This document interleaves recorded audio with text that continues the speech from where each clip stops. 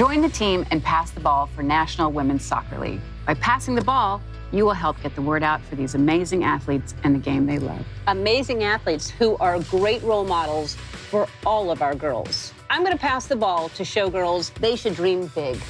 I pass the ball to say I can when others say I can't. For all their futures. To inspire change. I pass the ball for equality. What are you going to pass the ball for?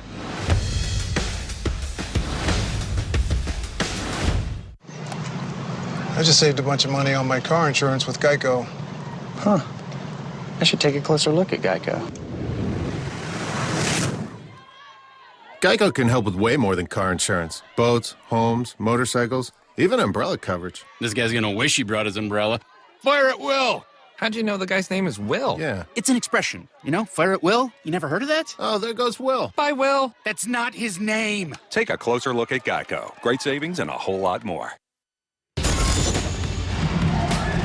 And we're back here in Portland, Oregon for the first semifinal of the NWSL season here in 2017. What a first 45 minutes. Portland goes up 2-0. Orlando comes back to cut that lead in half, 2-1, alongside Julie Foudy. I'm Dallin Cuff, and it's been a wild first half. 2 goals early on, but Orlando would not go away. They seem to suck the air out of this building a bit. What was your takeaway in the first half? Good response, because that's a response when you're 2-0 down in this building. It just drains you. The crowd was thumping, and that took them 8 minutes to totally silence the crowd. And then they took over the game. So they're going to want more of that, of course. More Marta involved, more Alex Morgan involved. But that was a great response, I thought, by Orlando. It was an electric atmosphere. Let's start, in case you're just tuning in now, get you the highlights. Goals early and often, 12th minute. Eventually, Amandine Henry gets there, but what a great build-up to get to this point. And this is the build-up that Portland wanted to see with Sinclair moved into that deeper role where she can knock it. But when Klingenberg gets forward, this is what Klingenberg does. She plays these great balls in, Henry on the end of that. And you saw it was Marta having to defend her. And that's what Portland really wants to do. But they didn't have much of this sequence after the first 15, really. That was a really good play by them, and what a great finish by Henry. And then, really only 3 minutes later, Heath, with the dead ball situation, just plays the perfect ball into Sonnet, and all she's got to do is get a little redirect on this, what she does, and it freezes Harris, of course. What a tremendous finish by Sonnet, and they think the game's in their hands. There's still a lot of game left to play, of course, but here's the response from Orlando that we talked about. And, of course, the ball comes from Marta. Presley does well to keep it alive, and Kennedy on the end of it. Big-time finish right there, and Mark Parsons just said that really kind of sucked the building and sucked the air out of this building, and his team didn't really respond. To your point, the last 23 minutes, they struggled to get back into this game. We'll see if they can right the ship. Now, tomorrow, who will win that game? We will be there, of course. This entire Lifetime crew heads out to Cary, North Carolina. We will see Lynn Williams, last year's MVP, leading last year's Cup champions at home as the 1 seed against Kristen Press, the 4 seed, the Chicago Red Stars. The Red Stars have had the number of the courage all year. 3-0 in their 3 games. Can they pull it off again and get a win and move on to the NWSL final? 3:30 Eastern, 12:30 Pacific tomorrow on Lifetime. It's going to be a fantastic game. And take a look at this little quick preview when we have this game coming up. Chicago, as I mentioned, 3-0-0. Does that factor at all? Does that matter when it comes to this time in playoff time? Well, I think for North Carolina it matters, because they're like, yeah, we want a piece of this again. Yep. We get a chance to right the ship here. And coming in as reigning champions, are coming in with that confidence. So I think that is definitely a motivator for North Carolina. Paul Riley said they're the underdog. He likes that role. They've got a chip on their shoulder. We'll worry about that tomorrow. We've got another great 45 minutes coming your way. After the break, Allie and Jen break down the first half and look ahead. What a first 45 minutes of the NWSL postseason here in Providence Park. The Portland Thorns leading the Orlando Pride 2-1. Jen Hildreth, Allie Wagner back here with you. We heard what Julie Foudy had to say in the first half. Allie, what were your takeaways? I think I go to Portland. We know who we are. I mean, the things you knew about Portland coming in today are the things you saw in that first half. They're very good on dead balls. They're very good on service in the box. That's how they got their first 2 goals. And then they looked dangerous when they were playing rather direct, picking up those loose balls and getting the attacking third that way. So Orlando has to figure out, can we stop the service, or do we get man-marked in the box and not allow them any space to breathe when those balls come in? And for Orlando, they found their way into the match. I mean, the fight that we saw out of them, they're not going away quietly into the night. They've had success in those flank spaces. Marta in particular has been fantastic. That's a matchup they're going to want to exploit all day long or all second half if they can get it to her. Makes such a huge difference, doesn't it? I mean, you could just feel it in this stadium when Orlando got that goal, and it seemed like that really lifted their play. That was the first goal that Orlando's had against Portland all season long. You're completely right. It felt like the game was going to spin out of control, and Portland was going to run away with this, and then Orlando snuck back in. They fought, they clawed, and really was a turning point in that half. They dominated from then on out. We'll have to see what's in store for the second half. A trip to the NWSL Championship is on the line. You take a look at our first half statistics. The score line, the one, of course, that matters most, but fairly even. Yeah, and possession jumps out at me because that's what you sense, that's what you saw, but that doesn't matter. Set pieces in playoffs, do your job. Marta, player doing her job for the Orlando Pride in the first half. We saw her putting on a show on the flanks, but her team still trailing by 1.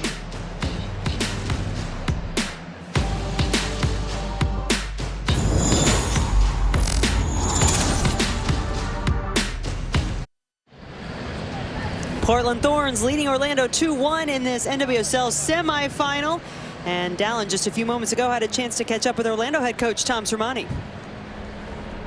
Tom, it seemed like a good response by your team to cut that lead in half. What do you have to do in the second half to find an equalizer? We'll just keep doing what we were doing, I think, for the last 25 minutes of that first half. I thought we responded unbelievably well after that shaky start. I think we can keep getting the ball to Martha, keep getting the ball to Chi, keep getting it wide. In their final third, then I think we can cause some problems. Thanks, Tom. Appreciate it. And they did have a nice response, didn't they, Allie? Getting down 2-0 here at Providence Park. And I wasn't sure how it was going to go, but yesterday when we spoke to the players from Orlando, you could see how badly they want to get a result here so they can go back home and treat their fans to a potential championship trophy lift. It means a lot to them, and you're seeing it in the way they responded. Orlando will start the second half with the ball. Tony Presley, the big change coming into this match, getting the start with Camilla out with injury.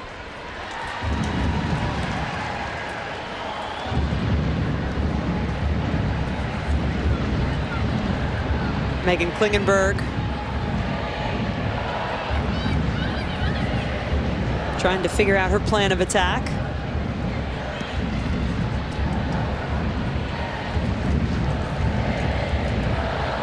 Henry, who had the first goal of the afternoon for Portland.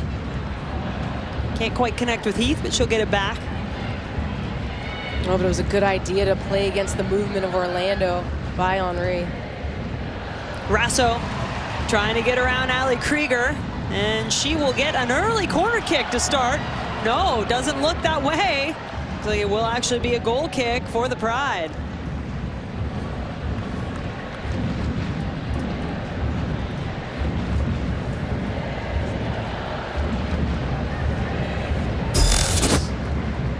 And here's Rasso. I mean, she's been getting on the ball, not as much as I would have anticipated. You see that clearly comes off of Krieger.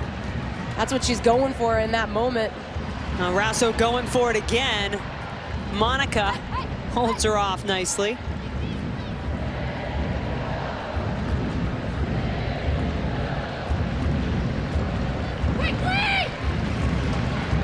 Yep.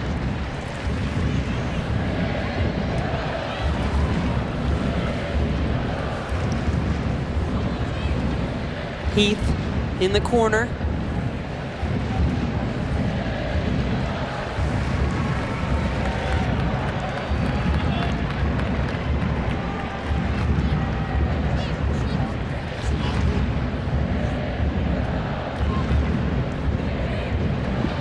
Maybe I didn't.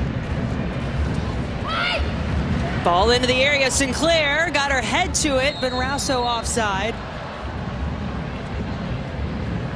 Well, Dallin, we heard just a few moments ago with Tom Sermanni. Dallin, you also talked to Mark Parsons. Yeah, thanks, Jen. Mark thought after they got those first 2 goals, the electricity in this building was there, but his team took their foot off their gas just a little bit, took a step back, allowed Orlando back in the game, and they couldn't regain that form or that energy or the tempo that he wanted. He said in the second half, they have to find a way to keep the tempo high, keep pressing them. If they cannot do it, they have to be more organized on the backside, but he wants them to be pressing and tempo higher. Well, it's interesting because I don't think the tempo has been that high to the start of this second half. Alex Morgan going to get onto this ball. One touches it looking far post, but not on target. Oh, and how many people thought that this ball over the top that was sitting up so nicely for Morgan to run onto was going to volley that in the air near post over Franch. Just doesn't quite connect with it. Alex Morgan has been so in form, both for Orlando and for the United States. Spectacular couple of finishes for her against New Zealand for the U.S. and then 9 goals in the last 11 matches of the regular season for Orlando. And that was a quintessential Morgan run right there where she sprung into that pocket of space in behind the back line. Direct service from Presley.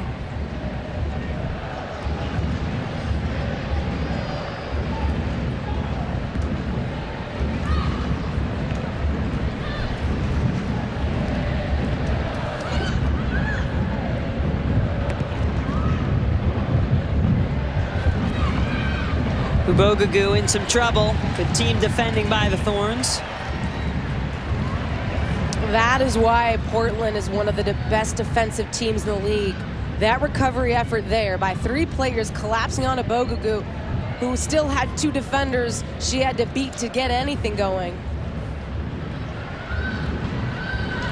Rasso had some success with that touch and turn around Krieger in the first half.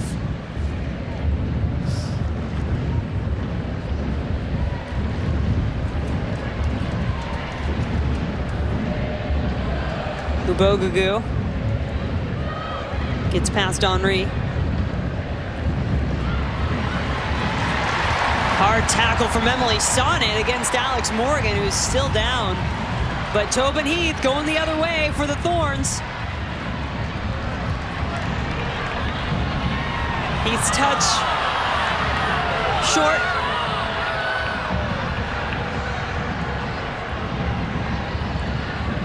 Both players, Orlando and Tobin Heath, in that situation, going centrally, going at the numbers that the defense has there. Not a percentage play.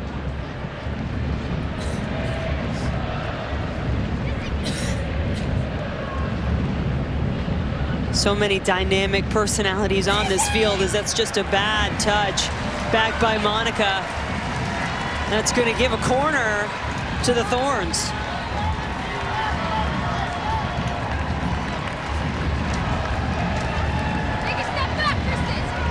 In the first half, we saw Orlando just zonely defend these. No one's picking up man-to-man. 2 of our 3 goals coming off of set pieces in the first half. Away! Heath's delivery toward Haran.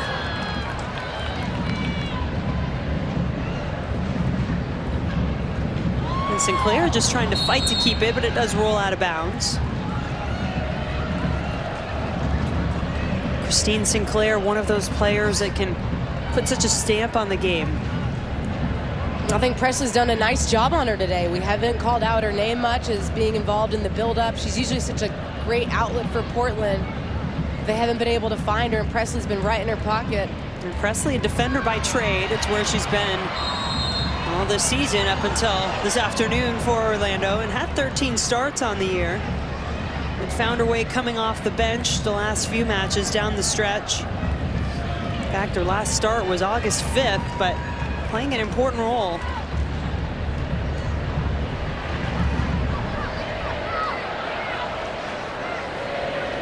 Steph Catley, a Defender of the Year candidate, as is Allie Krieger for Orlando.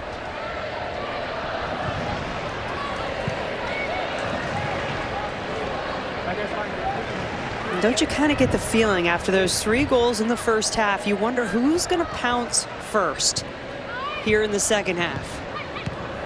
Well, Parsons wanted that quick tempo. It hasn't been there yet. Catley up to Marta, finds herself in, has it blocked by Menges. What a superb defensive effort. Marta still with it though. And now Schiller in the corner. And look at your screen. It's not only that first defender, but there's 4 Portland players getting ready for that service. And here's Catley, just a nice little bender in behind. Those are the two center backs going out to defend Marta. You need the pressure, you need the cover, because it's not necessarily always the first player who gets the challenge. Sonic gets it right that time. A short corner set up the only goal of the match so far for the Pride. This time it was Catley trying to send it in.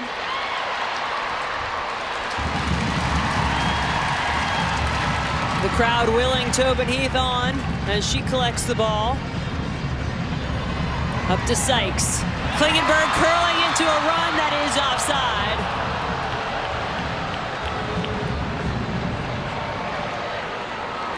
And perhaps the most unlikely candidate sitting in center striker position, Megan Klingenberg, not often finds herself in that space.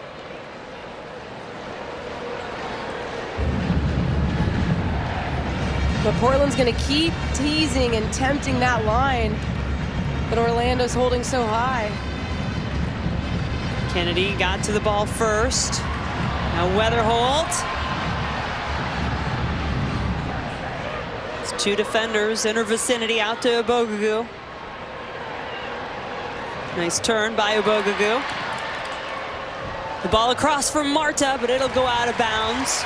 Julie Foudy down on the sidelines. What are you seeing? One of the things we noticed, Marta getting in on that beautiful Catley ball, and the ball in before, just a few minutes earlier, also came from Catley, where Alex Morgan hit it wide. But that was something, talking to Tommy Sermani as he was going in at halftime, he said, we need to play more direct. We need to get to that front line so they're turning defenses more, and exactly what you're seeing in these first 10 minutes. Do you agree with that, Allie? Do you like that strategy? Absolutely, yeah. In the first half, I mean, you could see that Portland was really squeezing the game, and Orlando wasn't getting them to fear that ball in behind, so it was allowing them to be so aggressive in that push. But absolutely, use your pace, use your strength to mix up and vary the attack at least. But I still think flank spaces are an area where Orlando can continue to have success. Don't become so one-dimensional that you're just serving balls in over the top. That's a little bit of what happened to Orlando in the last meeting between these two teams. Talked to Tom Sermani about that yesterday. He said, yeah, we probably forced it a little bit too much. We've got to be patient, pick the moments. And certainly they have that option to go over the top, especially when you've got an Alex Morgan up there. But certainly, I mean, this is all about making those defenders pause for a second, catching them wrong-footed, and you do that with a variety in your attack.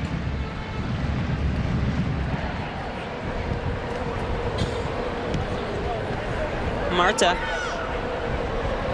had a little smile when she turned and saw that much space initially, but it closed up quickly.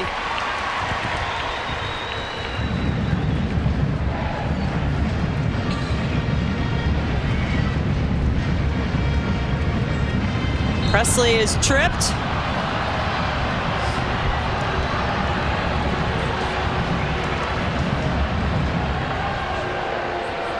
And that looks so simple by Presley, but that touch to split the defenders, they're trying to funnel you to the bottom there. That touch springs her. I mean, she was in if she wasn't taken out there. Presley will trot in now at 5'11", a target potentially for Marta on this free kick. She and Kennedy, both good in the air. There's the bent ball, but there's going to be a foul beforehand. That'll negate any kind of a play that might have happened. And this ball didn't get as deep as you'd like to see. She's saw it on the ground there. That's what the call was for. And she and Alex Morgan have gotten into it a couple of times with some tough tackles both ways. Henry to Sinclair. Sinclair looking for Lindsay Horan to connect that time. And not a bad idea either, because Orlando, again, isn't tracking those runs in behind. So if Horan had been on the same page as Sink, that ball died nicely in the space. 4 goals on the season for Horan, go along with a couple of assists. Weatherholt sees Morgan, who has to get back on side and does. Marta now out to Catley. Catley across. Obogagu has some time here. Back the other way for Morgan. And it's a tough challenge in the air from Reynolds.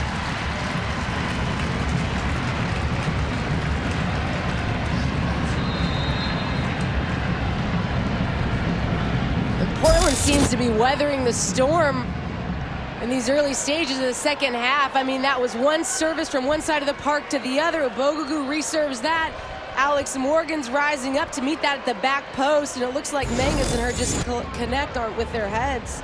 Or Reynolds, excuse me.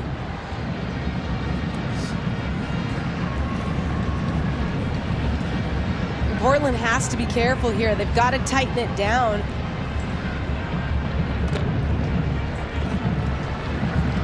Alex Morgan, so vital to what this Orlando Pride team has done all season long. 9 goals, 4 assists since she made her way to the team in July. Now you can see just trying to make sure after that collision with her head that she's going to be okay to continue.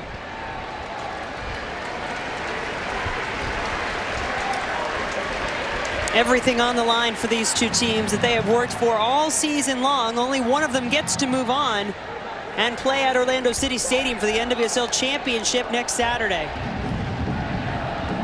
Morgan will have to come off, at least for the time being, but here is the corner from Marta.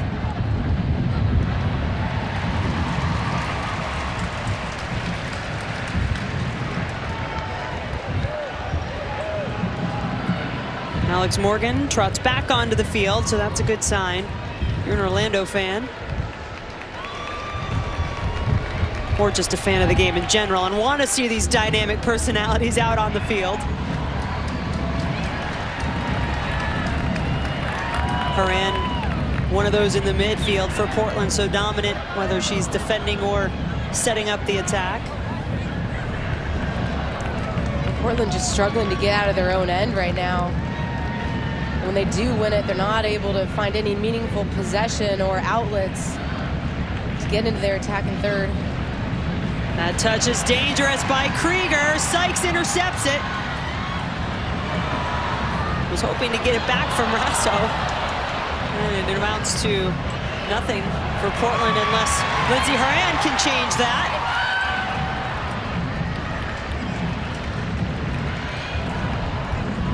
So many times with Portland, that's when they finish. That's when they find the back of the net. They force these turnovers. They're not necessarily getting down on the other end with possession, but they're causing you to cough the ball up, and then they capitalize in those transition moments. Didn't happen there, but that's a good look at one of the ways Portland will have success. Kennedy trying to pick out Obogugu. Not the easiest ball to bring down, but Obogugu did. And play after play right now, Obogugu's going central with those touches, right into cover, right into the Portland heart of the defense. Kennedy flicks it to Obogugu, who sees Marta out of the corner of her eye. Now Catley getting into the mix. And this will be a deep throw for Orlando.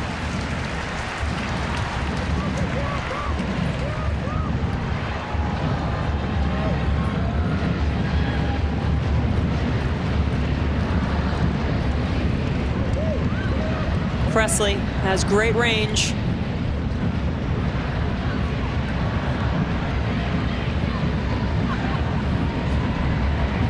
Weatherholt got it around Klingenberg. Weatherholt on it again. Mangus and Heath in there defensively. And Orlando's going to get a corner. Third of the second half, Allie, for the Pride. Yeah, good work by Weatherholt to earn that.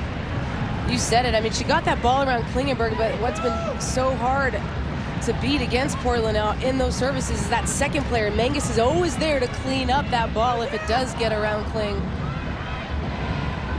Here is the ball from Marta right at that 6-yard line where Kennedy tried to win it in the air.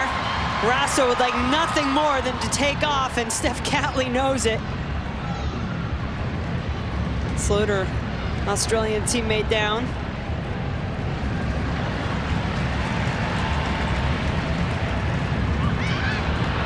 I'm going to say Klingenberg out of bounds.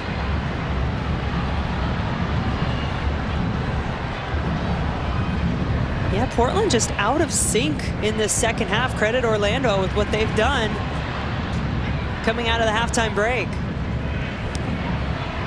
Nothing to show for it yet as Klingenberg fights her way to keep possession. And look, they're happy to see this out at 2-1. They're going to try to keep it tight defensively. You see all those numbers retreat, get behind the ball, and they're not going to be as aggressive in rotating into that attacking shape. But they still don't want to chase for those 45 minutes. Horan all the way over to Sykes. Had a little trouble with it.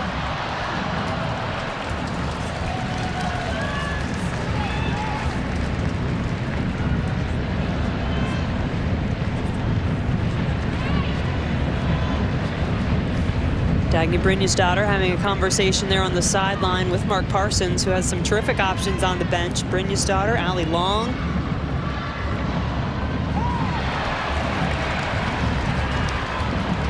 Nadia Nadim also on the bench, not getting the start. That was a change when Parsons brought Heath into the starting lineup. Here's Long.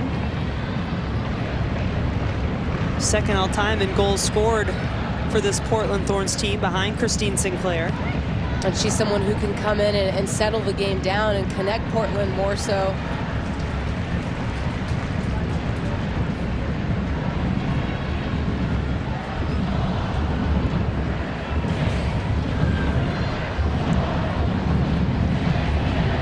Krieger looking for a Bogagoo.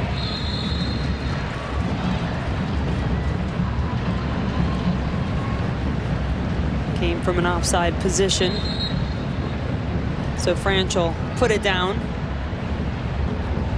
and send it out. I'm targeting Sinclair, the flick. And a Heath trying to connect with Rasso. Marta has Morgan waiting to go.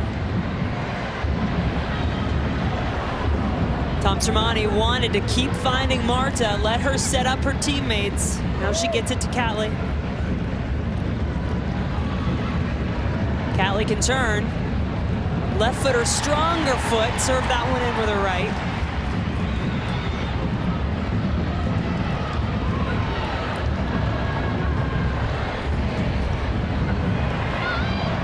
Krieger trying to work it to win it for Orlando. It's going to be a foul against Rasso and Portland.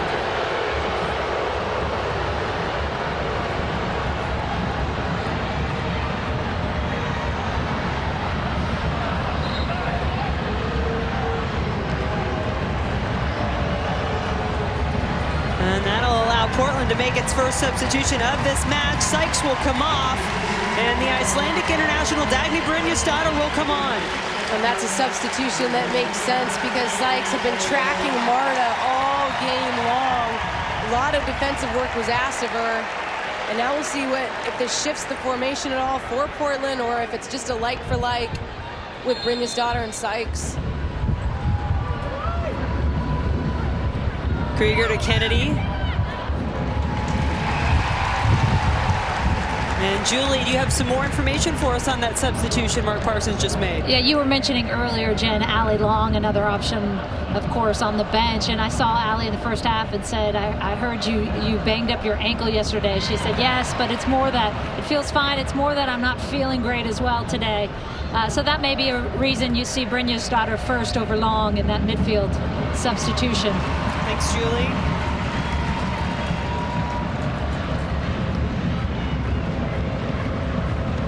Good to have a number of options on the bench if you're Portland, which Mark Parsons certainly does. And I would think it'd be more to lock down this game with Brynjestadter's ability to defend against Marta, although no one today has been able to really stop her. She's such a special player on the ball. Brynjestadter sends that in, but right to Harris. Dagny played college soccer here in the United States, was first-team All-American, NCAA champion with the Florida State Seminoles. Horan takes it over.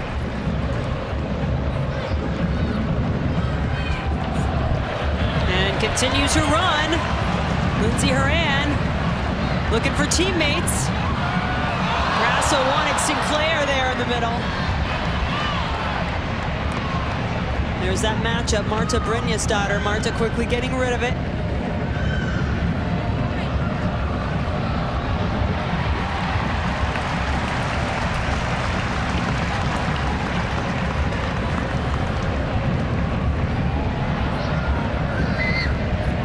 Orlando has had the upper hand much of the second half, but nothing to show for it on the scoreboard.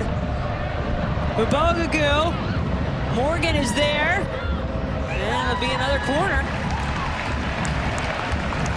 I mean, even in that last attack from Orlando, interestingly enough, they had no one on that back line of Portland. Everyone was pulled off of it. They're trying to get the ball to their feet and then break Portland down. Still think you have to be willing to threaten in behind, make them guess. There's the service. Franch wants it and will have it.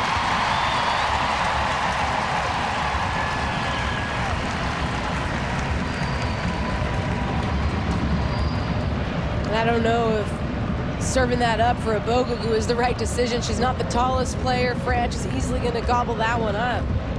It's tough, isn't it? Because you've got this beautiful service option from Marta, but that may not be the most effective ball with the other personnel you've got on the field. Well, with Presley, I mean, her and Kennedy, you think you target them all day long.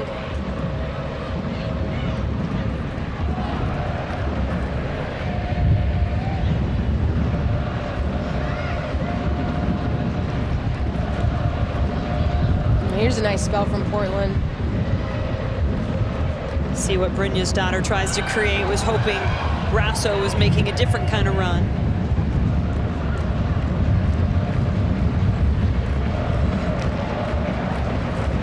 Alex Morgan will apply just a bit of pressure back there. Now Ubogagu coming in on Menges.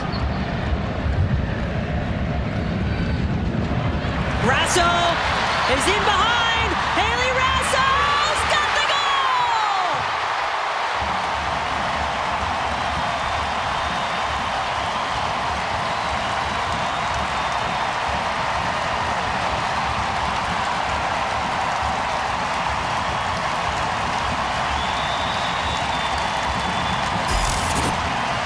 Well, this all starts with Franch playing out of the back. Menges beats that first line of pressure. Ubogagu's looking for anyone from Orlando to come in and help press. And then that ball in behind. We saw it in the first half, wondering when it was going to catch up to Orlando. Well, this ball from Horan, who plays provider on it, lays it nicely. It dies in space. Harris is caught. She doesn't know whether to go, whether to stay on her line, and Rasso just finishes that off so sweetly. First goal of her NWSL playoff career. As we mentioned, she was just a late game substitution in that semifinal match for Portland a year ago, but what a breakout season for Rasso this year, her 7th goal of the campaign.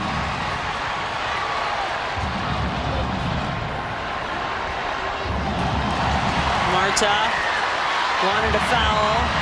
Heath trying to get around the defense. Well, you just got the sense that that high line and not tracking the players was going to catch Orlando at some point. You can't bank on them always over-hitting it or under-hitting it or getting your timing just right. You've got to assume the worst, and they got in behind so cleanly on that. Too much space, no pressure on the ball. Too easy. And now, as a result, the Portland Thorns up 3-1 over the Orlando Pride in this first NWSL semifinal of the weekend. Rachel Hill will be the substitution for Ubogagu. And Julie Foudy's been giving us some commentary from the sideline. Julie, what do you have? I just had one other thing to add to that. With that high line, Ashlyn Harris has got to be playing off her line, right? She could, if she's off her line, be picking that ball up at the top of the box. Way too slow in that reaction off her line. And to be fair, I think she could have got there when she decided to come initially, but she paused, she hesitated, and then that indecision is what put her in no man's land and made it much easier for Rasso to find the back of the net. She should be starting at really the top of her box or outside of her box with that high line. She's acting as that second sweeper. So, and especially given, one of the weaknesses with Monica in that center back position is the pace. Absolutely. And I thought she was doing that more so in the first half, but that one just caught her sleeping.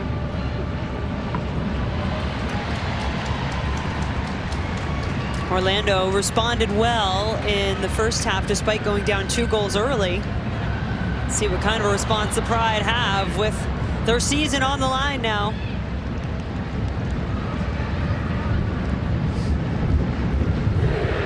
Here's Kennedy. He'll take the shot.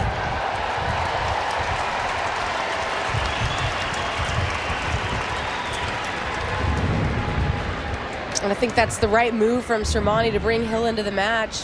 She's been an offensive spark for them. He doesn't have a ton of offensive moves he can make.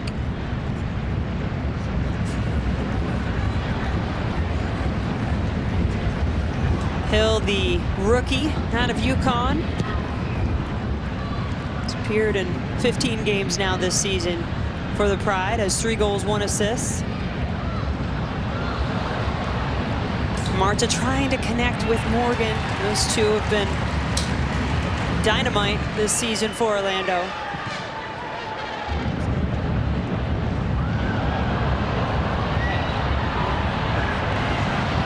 Alex Morgan took another tough hit there. Now Henri down on the ground.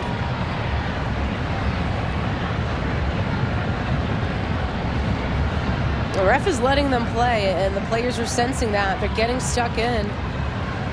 If he's not going to call a lot, take advantage of it. But at some point, you've got to keep the players safe, and that has to be your consideration. Well, if that's your first consideration, absolutely. That's a high boot there by Reynolds. And coming through Morgan to try to get to it. And I think Morgan was so quick, it actually caught Reynolds off guard.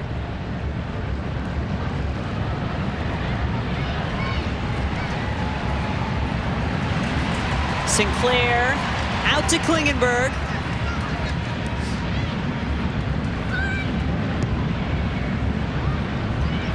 Sonnet.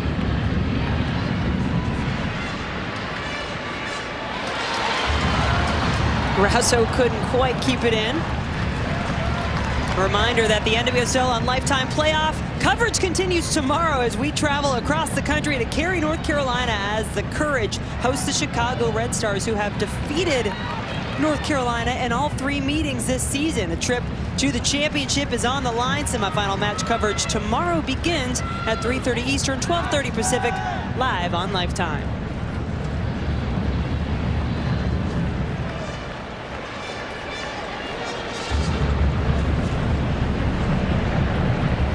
Imagine both of those teams, Chicago, North Carolina, watching this one closely. So whoever wins this match will await the winner of tomorrow's match for the showdown for the championship next Saturday in Orlando.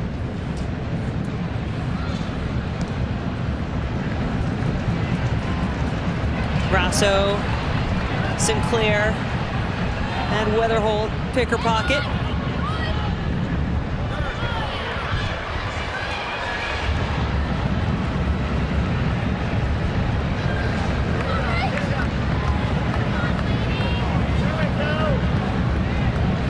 Tobin Heath in her first start of the season, just 3rd appearance for the Thorns.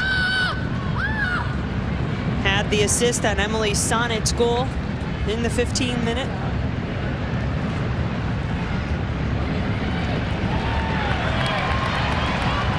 Brynja Stoddard got around Callie. Now the cross. No whistle as Horan went down and smacks the ground in frustration. And that build-up deserved that finish. I mean, side-to-side movement from Portland to open up Orlando. Here's Heath, who is tripped.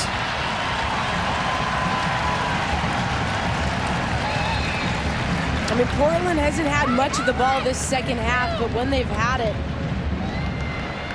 they've had some brilliant build-up play in these last 10 minutes or so. Switching the point of attack, really opening up Orlando and not allowing them to close down and get into challenges to force turnovers.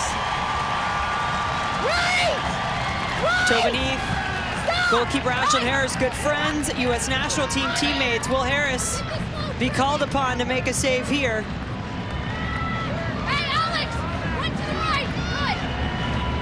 the moment. Harris trying to line up her wall. Heath got it through.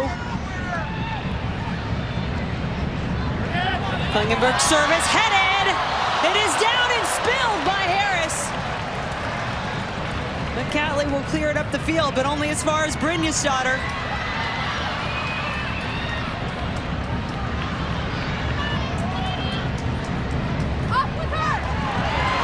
Heath knew where Horan was going the whole way.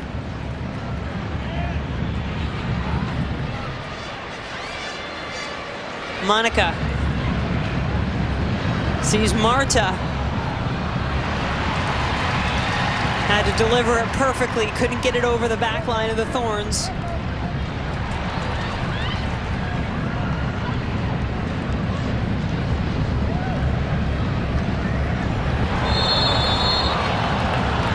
That one goal alley from Orlando that they were able to pull back in the first half when they trailed by 2 made such a huge difference. What do you see this team needing to do to get back into it here in the second half?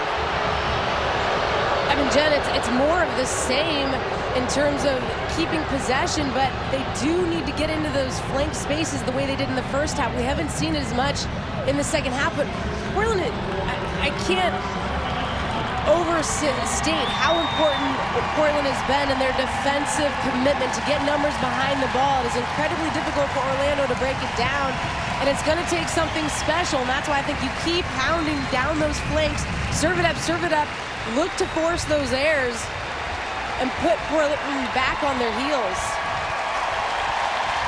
That sound you hear is the crowd applauding Tobin Heath.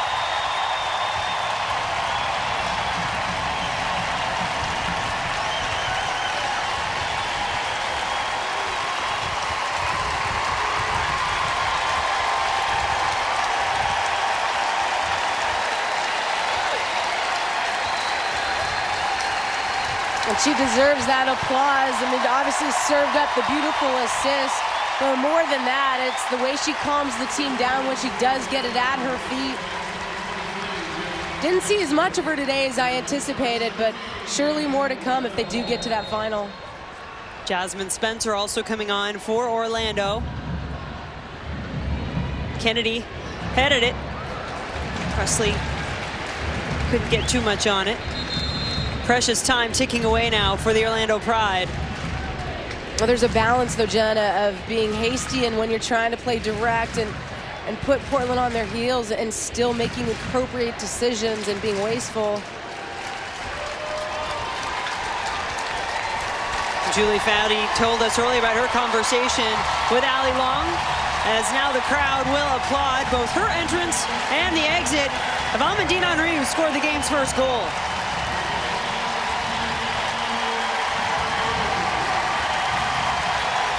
So many talented players in the center of the park for Portland, and I don't even know that we talk about them as much as we should because they have been playing more direct. But when you saw Henry get involved, her and Horan in some of these last build-ups and attacks, you see when they're at their best.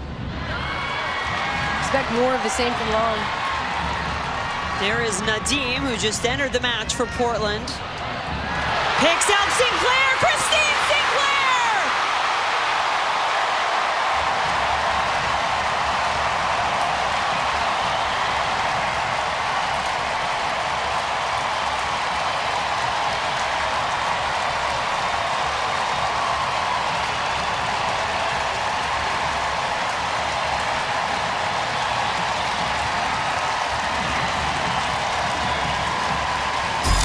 Presley had kept Sinclair quiet for most of the game, but she sneaks away over that back shoulder. This one, Nadim serves a beautiful ball all the way over that back line, sneaks over Edmond's head, and then Sinclair rarely misses from there. You take your odds with Canada's all-time leading scorer when she gets the ball in that space on the field.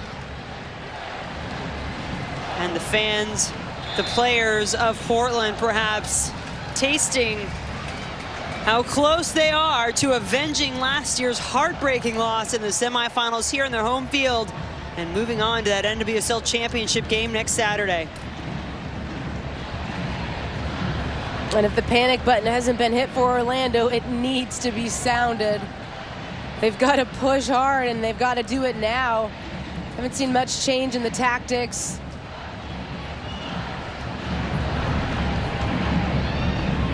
Marta, you can expect, will do everything she can to impose her will these last few moments. Alex Morgan has had probably a bit of a frustrating afternoon. She's a player who won an NWSL championship with this Portland Thorns team, but was trying so desperately to lead this expansion franchise of the Pride back home for a chance to play for the NWSL title on their home field. And credit to Sonnet. I mean, she's been all over Morgan today, not letting her breathe. Haran out to Nadim, who assisted that last goal to Sinclair. Oh, behind Monty. Service toward Haran. Brought it down, but couldn't get her balance back.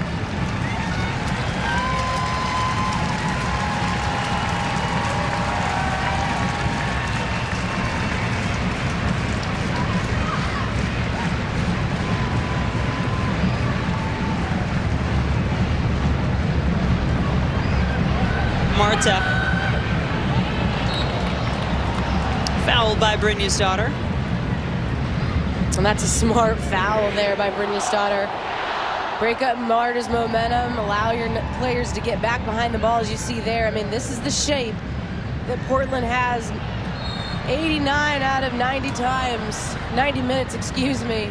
They get those players back, and they're just so hard to break down.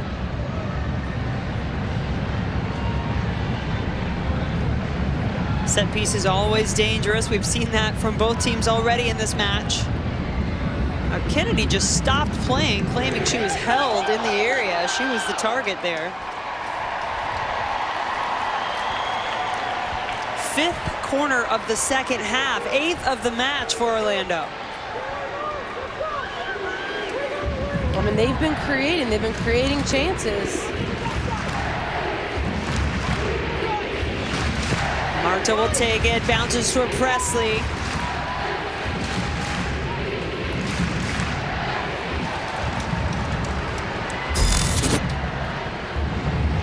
And she just hadn't come back from that corner position yet. That's a credit again to Portland's defense for pushing out and catching her in that moment. Orlando once again outshooting Portland, the number currently 11-10. They've outshot the Thorns now in all 3 meetings this season, but have only come away with a point. That one draw in the last meeting. Portland unbeaten all time against the Pride.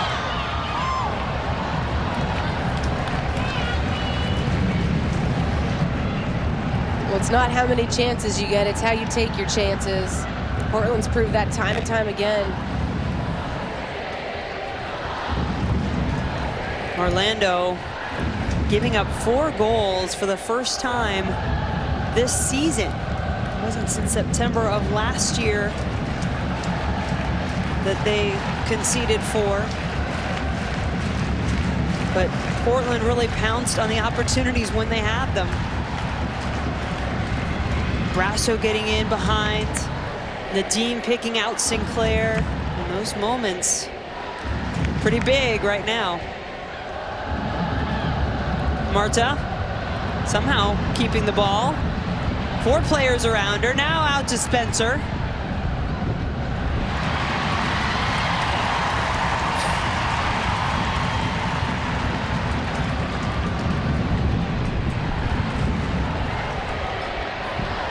Mally Long. Up to Rasso. Good settling touch from the Australian. Presley back to bumper off.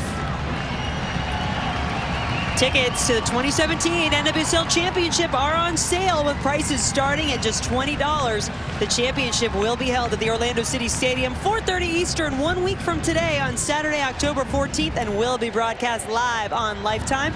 For more information, log on to nwslchampionship.com. Another fantastic crowd here at Providence Park this afternoon. You wonder if many of these fans planned ahead, bought tickets for next week's championship. You'd think they might be online right about now.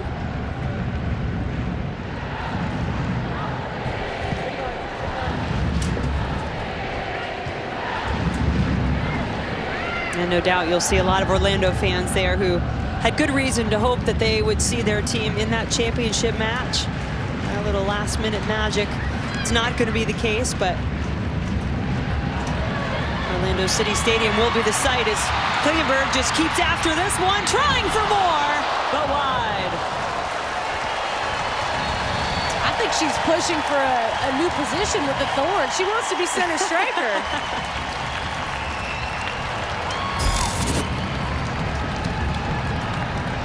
Not by much. Well, Harris happy to see that one go wide. Look, I mean, there's no secrets in this game, Jen. You come into this match, you know that Portland's very good on dead balls and flank service. They're good in the air. That's one of their weapons. The other weapon, Rasso getting in behind. 3 goals coming from flank service, 1 from Rasso getting in behind. So it's about negating what you know the other team's good at, because Portland has mastered who they are. They said it with their TIFO. We know who we are. It's all about finding out today. Who they can be, right? And if you're interested going forward, I'm sure we'll get into this in our post-game show, but as North Carolina and Chicago looking on, Portland 3-0 this season against Chicago, 1-1 against North Carolina. This is Danica Evans, late match substitution for the Pride.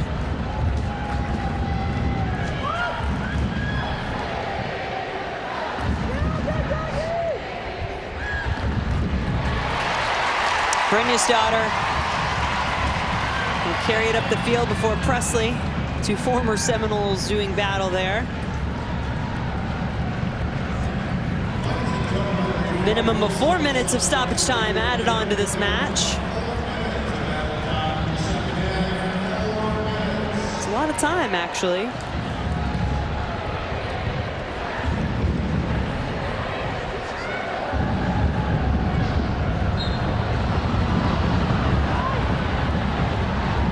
Over 18,000 in attendance for today's match. Had a sellout over 21,000 last week as Portland just continues to set the standard.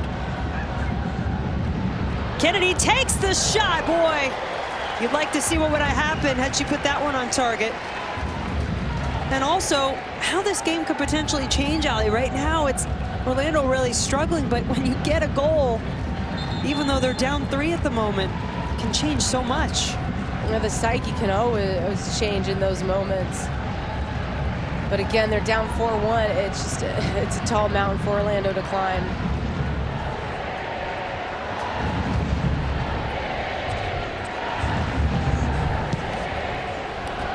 Ali Krieger, a player who went to the NWSL Championship a year ago with her Washington Spirit team. Is trying to drive Orlando there this season. It's been tough going the second half, though, as Spencer just knocks Nadim down. Now Ali Long.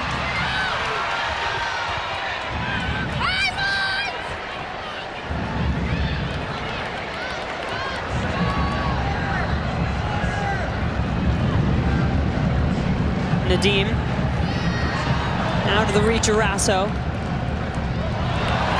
Or was it?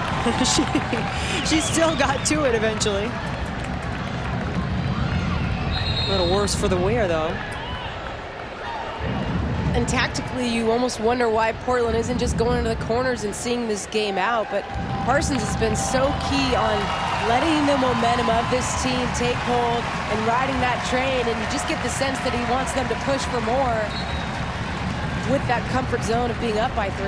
Yeah, he said, you know, that match last week that we saw here when Chicago rested many of its stars, and Parsons said, I can't turn the winning mentality on and off for this team. We're in a rhythm and we don't want to lose it.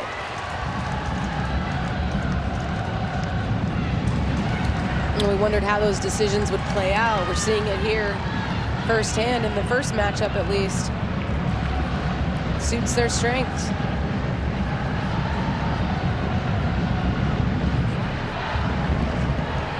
Morgan. Look at that defense. You can't go through it. Got to go around it. It's about 10 people. Actually, it's pretty much everybody. All 11 for Portland back defending now, as you might expect. Marta frustrated as Reynolds was up in her grill quite a bit.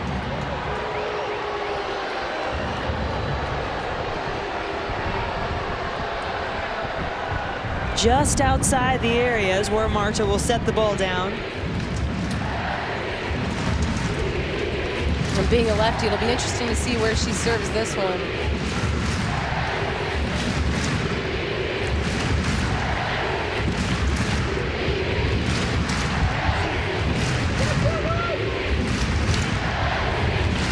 The wall set for French. The ball sent from Marta.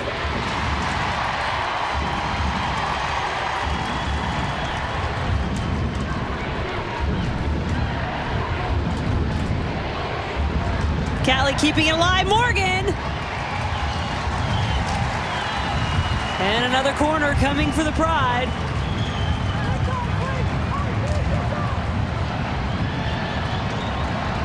The last one a little too close, and French grabbed it. This one, French stays home. Monica took a crack at it.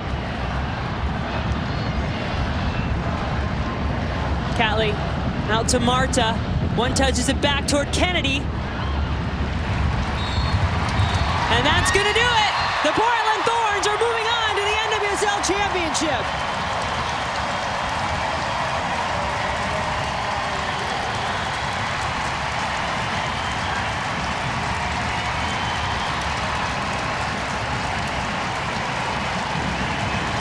And what a win and result for Portland.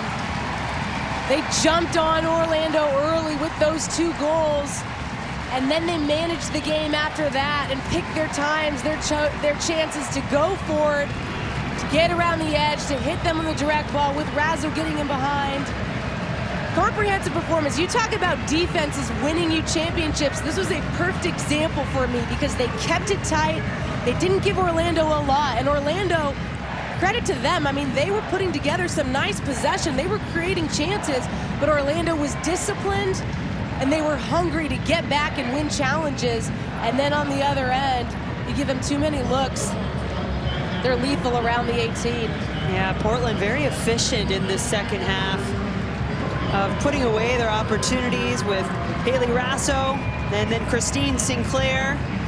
And Dallin and Julie both working down on the field to get interviews. Let's go down now to Dallin Cuff. Thanks, Jen. Emily, great win here. The environment we always talk about. But yesterday you said you guys wanted to avenge that loss from last year. What does it feel like to at least tick that box in terms of setting your goals and achieving that goal? Yeah, ticking the box. I think anyone's gonna say like that was a team effort. I think Orlando had a lot of corners and just the tenacity and us being able to push through that second half with a couple of goals with some subs was really, really good. Why were you, I mean, you guys are great defensively, you're first in the league, but particularly today, why were you so effective at really limiting their chances in that second 45? Really, I think it was sticking to the game plan. That's all we could have done, stick to the game plan and work hard and run. We knew they were going to be a physical match. They were a great quality side, and I think we're lucky to be on the other side with hard work. Second playoff goal for you. Back-to-back years you score a playoff goal. You guys are so good on set pieces. What makes you and your team so good on set pieces? I just think it's practice. It's practice. It's great to have a couple of people who can hit quality services with pace, and we're just lucky to get on the end of it. But yeah, it was overall set pieces, I think work in our favor. Thanks a lot. Appreciate it. Jen, back to you. Well, Emily Sonnet, just a huge performance out here. As she said, really a team effort, team performance for Portland to get this win. And now another player, always important for this Portland team, Christine Sinclair is with Julie Foudy. Christine, you are very familiar with this environment in the semifinals. How much did last year's semifinal play into this? Yeah, I mean, it's been our motivation all year. You know, last year we left our fans disappointed, and they're the best fans in the world, and we wanted to come out and put on a show, and I think we did that. You guys, Orlando controlled a lot of the ball in this game, but still this team so organized, always fighting. What is it that separates this group? I think it starts from the back. You know, our back line and AD, I mean, they're tremendous. They shut down 2 world-class players tonight, and then we're dangerous on the counterattack. We can always count on a few goals, and I don't know, it's just a whole team performance. When you go into this final game, what will you say to the team? Just enjoy it. You know, you don't get too many opportunities to play in finals, and just enjoy it. Awesome, congratulations. Dallin? Thanks, guys. Here, Haley, congratulations, great game. You scored that third goal. How tough is it, though, when you're one-on-one with the keeper to keep your nerve and finish that in this kind of environment, this kind of game? Yeah, of course, it's always very hard. The keeper comes out big, but I've just learned to place the ball from a lot of players on my team, so I just tried to do that today. Your role has continued to evolve throughout the course of this year. You're one of the key players on this team now, your 21st start in the season. What do you think you bring to this club? I'm just trying to bring a lot of energy. I do as the coaches say, and I've learned a lot from the players on my team. We have some really incredible players, so I'm just trying to bring my speed and quick play.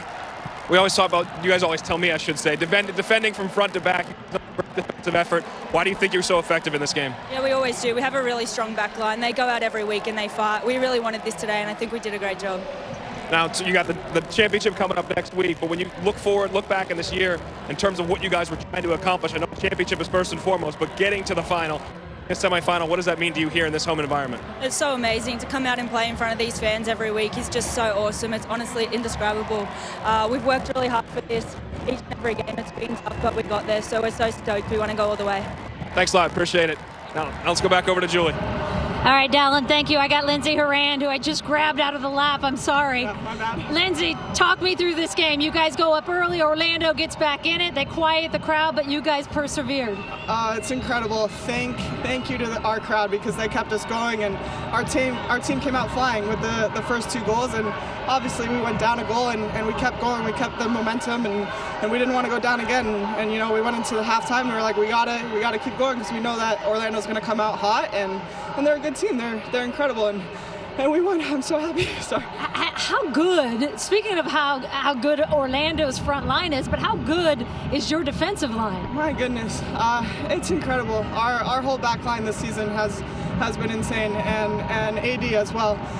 They kept us in this game, and you know, the amount of crosses that Orlando had and chances, AD and our back line kept us in it, and I'm so happy for our team.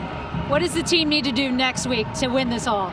Keep it going. Like this momentum in this game, we came out flying, and you know, we did it with our home crowd here. We got to bring that to Orlando, and we got to keep playing. We got to, you know, we played good soccer here, and we came out with 4 goals, so it's awesome. We got to bring that to Orlando. Congratulations, Lance, on making it to the final. Jen? Julie and Dallin working hard down there, aren't they, Allie? Yeah, I think you guys just take it the rest of the way. I mean, as far as everything we heard from each player, you go down and you pick out themes. The players, it was, yes, we want to perform for the fans, but the message you got out of them was credit to my teammates. The front line saying it starts in the back line saying it starts in the front, and then they're saying we stuck to our game plan. And it was a recurring theme, is that this team is clearly on the same page, and they're giving credit to each other, and they respect each other's effort and performance, and they are riding a wave right now, and you sense that camaraderie with this group. Portland now unbeaten in its last 7. It's won 10 of their last 11. Boy, they are riding high, putting up 4 goals in this win over the Orlando Pride in our first semifinal. They'll await the winner of tomorrow's semifinal. We'll have plenty more to wrap up here from Portland when we come back.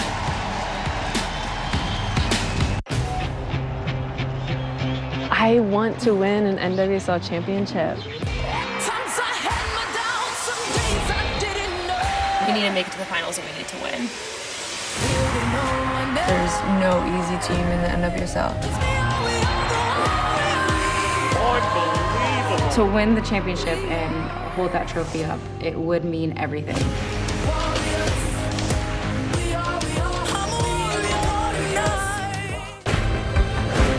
If I told you it's inspiring to tell a story that reminds us about our own ability to influence change. And Debbie truly believed that kindness begets kindness. That's the man from my dream. It tells honestly the story of some people who got more out of something than they gave.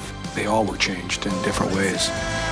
Amazing how far a little tender loving care can go. Same kind of different as me. Rated PG-13.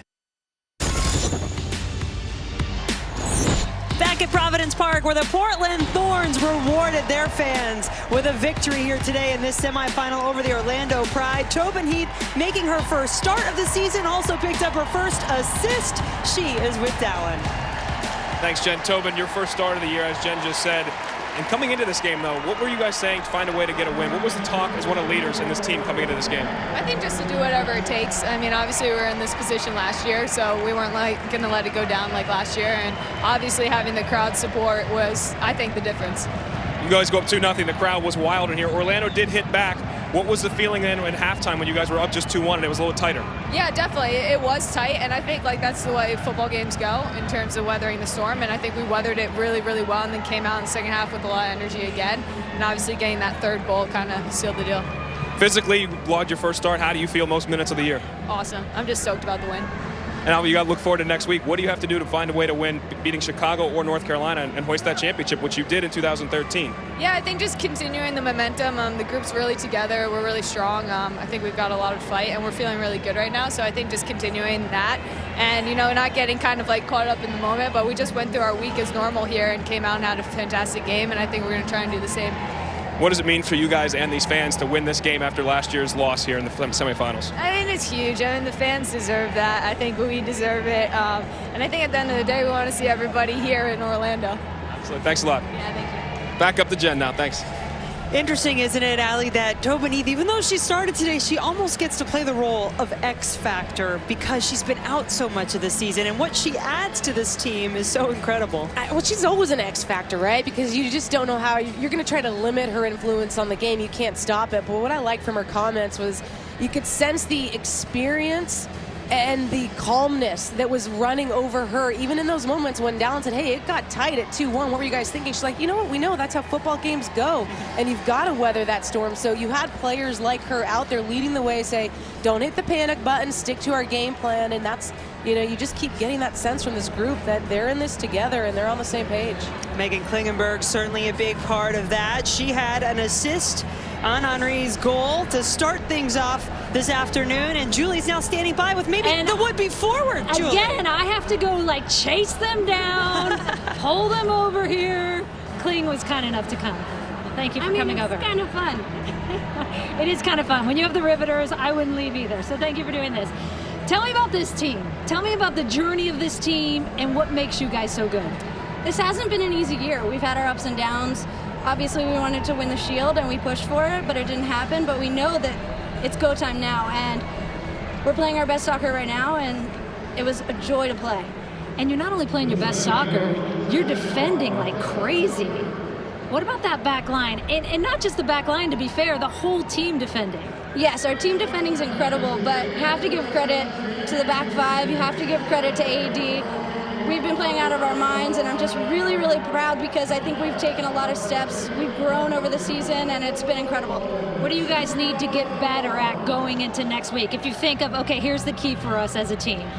I think we want to make sure we don't fall into any of their traps. Play to our strengths, make sure that we're keeping the ball, make sure we're playing in their half, we're putting pressure on them. As long as we play our game and impose our will on the game, we'll be okay.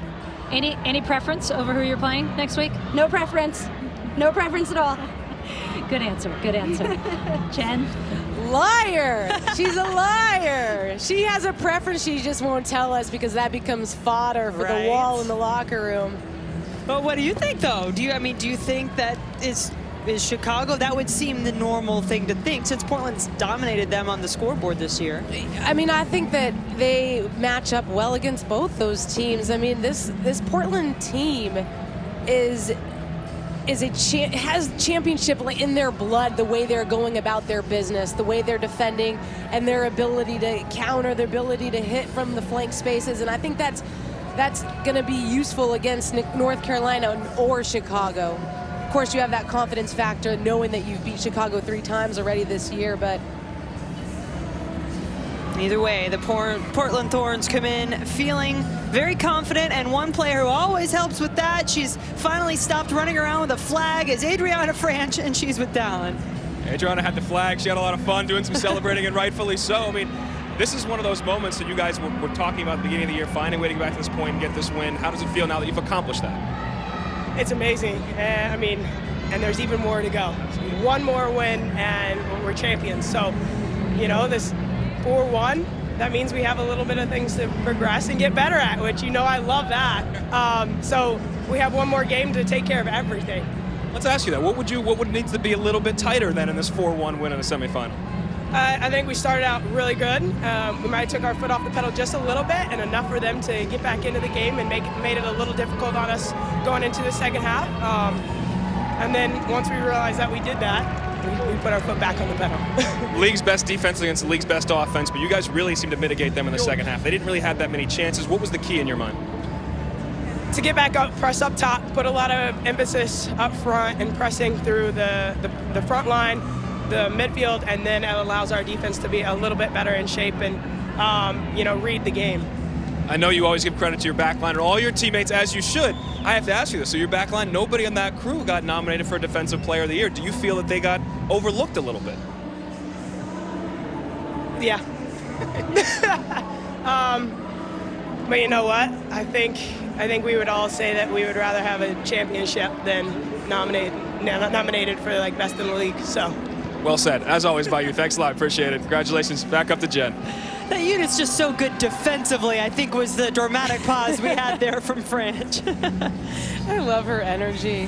I mean, she's infectious with that smile, but it's such a strong performance and how she was able to organize that back line. And I love when I hear a goalkeeper talk about the tactics. She's talking about the front line where they need to press the midfield. I mean, she's paying attention to the meetings. Most goalkeepers don't. They're listening to their goalkeeper coach and they're tuning the rest out. Is that what you think about goalkeepers? Sorry, Jen. We are kind of on an island at times, that's true. Well, the NWSL on Lifetime playoff coverage continues tomorrow as our Lifetime crew travels across the country to Cary, North Carolina as the Courage hosts the Chicago Red Stars, a team that has beaten North Carolina in all 3 meetings this season. A trip to the NWSL Championship is on the line. That semifinal match coverage beginning tomorrow at 3:30 Eastern, 12:30 Pacific, live right here on Lifetime. And remember, it is all leading up to the NWSL Championship. Which of these teams will be there to face off against the Portland Thorns, who booked their ticket with their win here today? And you can get your tickets to the 2017 NWSL Championship. Just $20 a piece is what they start at. That is next Saturday at Orlando City Stadium, 4:30 Eastern is when our coverage will begin on Lifetime. For more information, you can log on to nwslchampionship.com. Tobin Heath and the Portland Thorns victorious, equaling their season high with 4 goals in this win today. Back with more from Providence Park after the break.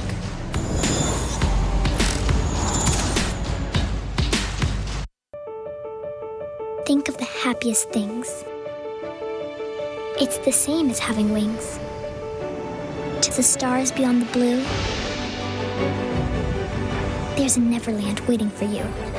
When you leave the world behind, you can fly, you can fly, you can fly.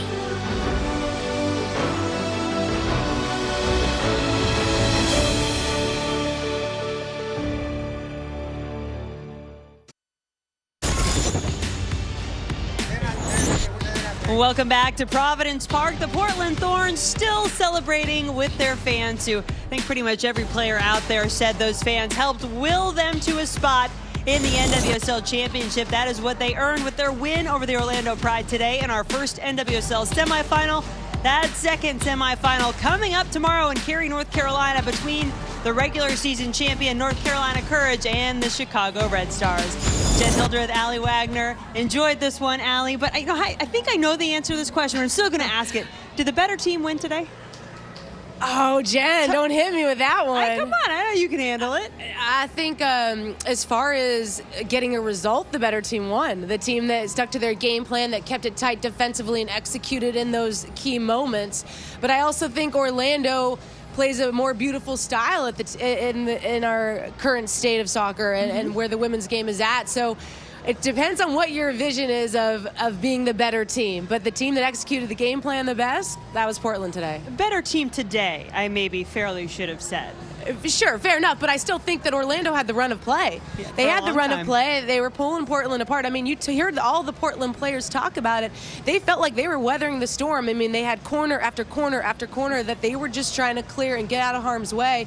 And so they felt the pressure that Orlando was putting them under, and that's why I say, you know, Orlando maybe created more chances today, but the tight defense, the discipline is why Orlando wasn't able to break that down. Yeah, 9 corners in the match for Orlando, but they did get in the hole early here as Portland would get on the board in the early minutes. And it was really not much rhythm in the early goings of this game, but here was a direct ball played forward. They get the first ball, they get that second ball. Sinclair sits in that gap, and then this beauty of a curler sent in by Klingenberg.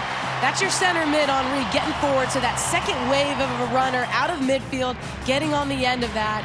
And she was marked closely. I mean, that's a difficult ball to finish, but she redirects it nicely.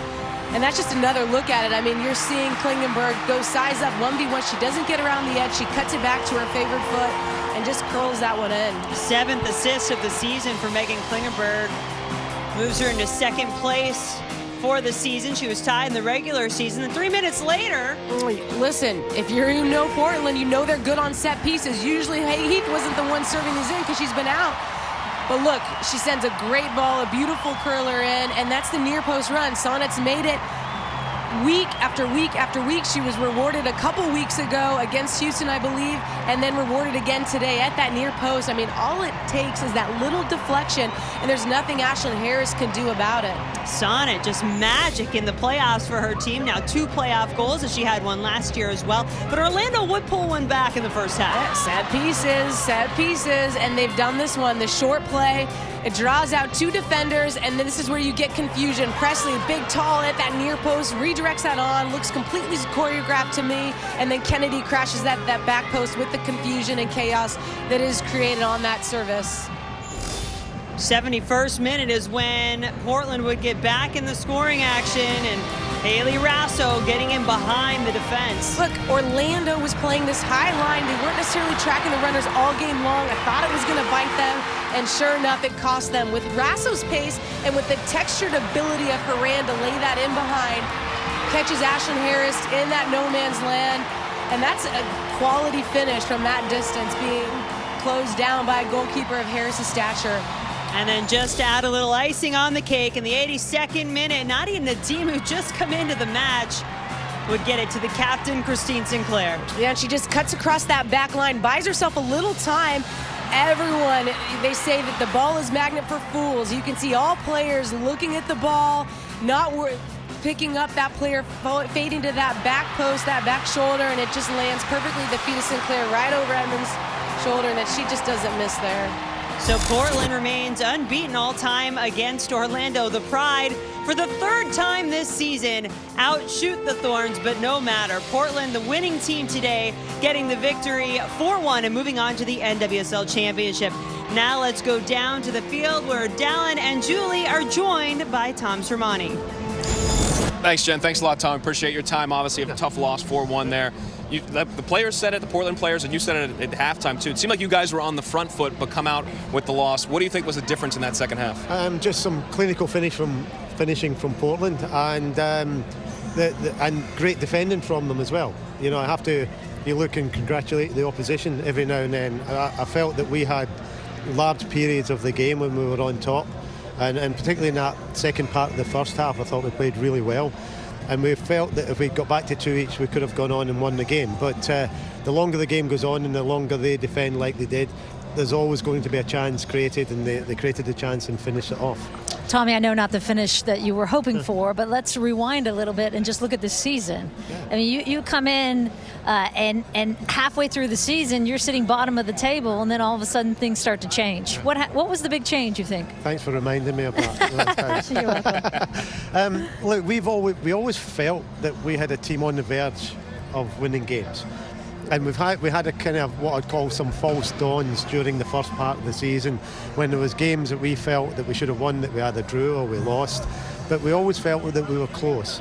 And then as soon as we got on that winning run, we had a very important week at the beginning of August, and we sat down and we said, if we're going to be contenders, we need to win these 3 games or win at least 2 of them. And we did that, and that gave us the confidence. We had some continuity in selection, and we started playing a lot more consistently. And you know what it's like when you go on a winning run, you go out there with confidence that you're going to win games. And that's kind of what happened over the last 8 or 9 games. Well, what did you think you learned from this team? Obviously, we just said you were down early in the year. You bounced back. In this game, you were down and bounced back. What do you think you learned about this squad? Look, there's a great character in this squad. The players are really, really tight. They're really committed to the club and committed to each other. And I think what I've learned is that, you know, we've now instilled what I think is a winning mentality. I mean, the players are absolutely gutted in the dressing room at the moment, and quiet and really, really disappointed. And that's good, because I think we felt that we were a team, we're a club that want to win things, that want to be successful, and we've got a team, a group of players that wants to do that. How much did not having Camilla, of course injured right before this game, not having her in the game today affect? In a game like this, a huge blow, I think, because she's the one that can kind of unlock that padlock in the final third and produce something a little bit special, and we kind of missed that today. In saying that, we played Toni Presley in the centre midfield, and I thought she had an absolutely outstanding game in there. But you do, you know, in games like this, in critical games against teams that are very good, you know, you have Portland that bring on 3 internationals as substitutes. When you're playing against that calibre of team, you miss your world-class players, and we did miss her today. Yeah, congratulations on a wonderful season, Coach. Thanks a lot, Tom. Thank you very much. Thanks. Tremendous year it was for you. Also ordered a contract extensions. We'll see you next year. I'll see you, hopefully. Hopefully I'm still around. And when we come back, we will look forward to the next game on Sunday. Another great semifinal coming your way.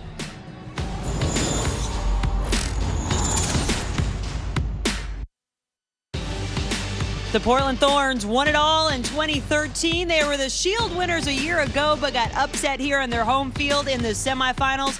Not so this season, as Portland's moving on, and tomorrow we'll find out which team is going to join them, as the first place North Carolina Courage hosts the Chicago Red Stars. We'll travel there to Cary, North Carolina, to take in that match and broadcast it for you starting at 3:30 Eastern Time.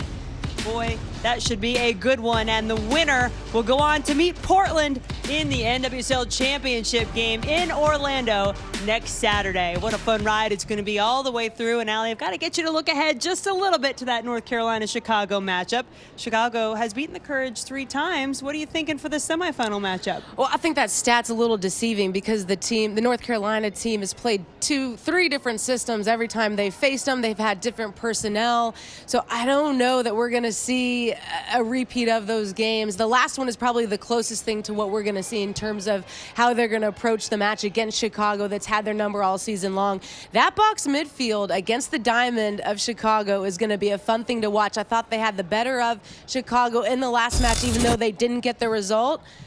But we'll see tomorrow. Should be a fun matchup. I expect a much tighter match than we saw here today. Yeah, you see some numbers there for this matchup, and their last meeting was on September 3rd in Chicago. Chicago won it 2-1, but I think you're right. I think even both coaches would agree that last one probably should have gone to North Carolina. Yeah, and the refs had maybe a little bit of a hand in that, so there's certainly going to be some interesting vibes going into that match. And of course, North Carolina is hosting, so they've got the home field advantage, and they want to prove that you can win the Shield and win the NWSL championship at the end of the season. So we'll see if they can make amends. Yeah, that's never been done. Will the North Carolina Courage be the first team to do it? So many of those players won the NWSL championship a year ago as the Western New York Flash. That franchise relocated to North Carolina, and the Courage picked up right where they left off. So looking forward to that match tomorrow, as the Chicago Red Stars looking to avenge a couple of losses in the semifinals the last 2 years. So we're looking for a good one. Hope you can join us in Cary, North Carolina for semifinal number 2. It was an exciting one here today for the Portland Thorns and their fans. 4-1 our final, as the Thorns will advance to the NWSL Championship for the first time since they won it all in 2013. For our entire Lifetime crew, we appreciate having you here with us. For Allie Wagner, Dallin Cuff, and Julie Foudy, I'm Jen Hildreth saying so long from Portland. You've been watching the NWSL playoffs on Lifetime.